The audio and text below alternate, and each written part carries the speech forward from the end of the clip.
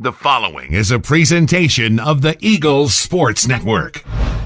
Martin here for the Eagles Sports Network as a cross-country team prepares to head to Georgia for the Asics Invitational this weekend. I'm here with cross-country coach Mike Spooner. And Coach Spooner, first let's talk about last week's Queen City Invite. Talk about the women first, a great showing by them, 10th place.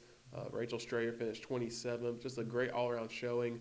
Bunch of 5K personal records that were set in Tusculum were broken at this course. What do you see from your women's team in Charlotte? Just a great opportunity for them to go out there and really risk it a little more up front. Maybe kind of try to be a little higher up where they think they could have been at a fast course like McAlpine, and a lot of them held true to it where all the PRs came from. Not just in season, but for a lot of them, if not almost all of them, lifetime PRs, which is always great to see.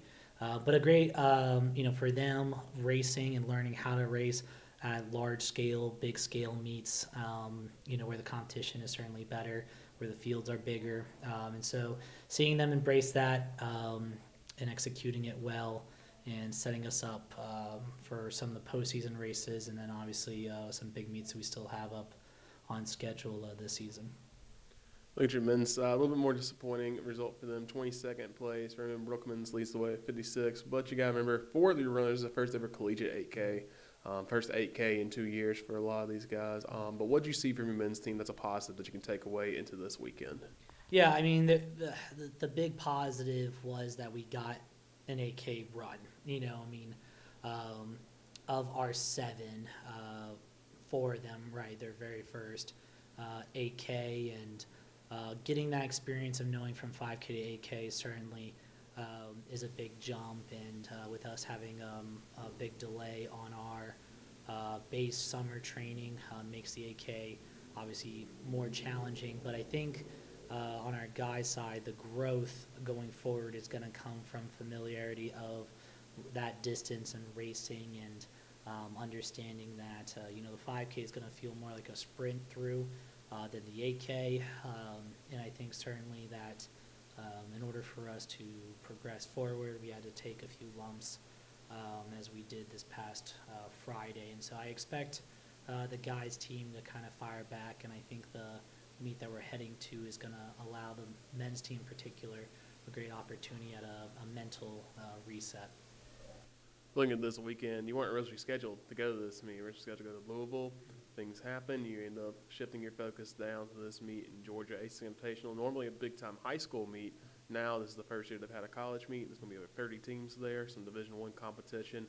Why did you decide to choose this Asics Invitational as your next meet? So obviously one of the things you mentioned, it is a big meet. 30 colleges. We had 40. At this past one, 35, I think, official teams from the McAlpine meet. So again, getting our team familiar to larger scale meets versus small 3, 4, 5 team style meets. So I want to keep getting them familiar with competing and focus on that. Another big emphasis on this course is it is a faster course. It has a downhill 400, 500 meter stretch, and so much like McAlpine, very fast start. This will be a very fast start as well, and so getting their bodies used to fast start and maintaining versus obviously maybe a slower start and trying to build up. So the course does favor how McAlpine will be at conference. Then obviously the regional will be aggressive as well, and so the course does certainly add that flavor to it, much like the Louisville course does. It's different teams.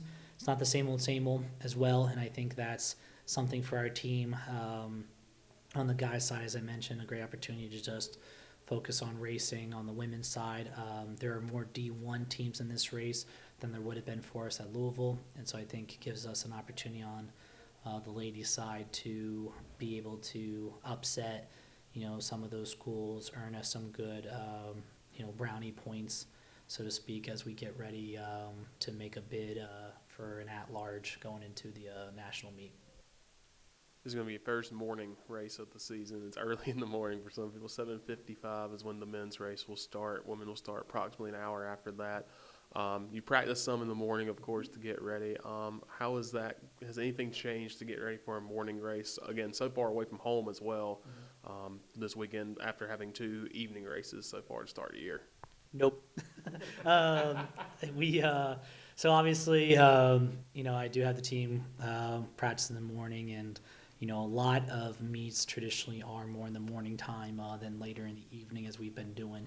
So as we get ready for like the regional and the conference and this meet as well, those are all morning meets. And so, luckily, obviously as we do our morning practices here, in terms of their runs, they're used to getting up early. Their body is already in that natural routine that would favor this meet. And so it's, obviously no one loves getting up early in the morning, but our crew will be familiar with that. And like I said, they will be ready to handle the challenge of that.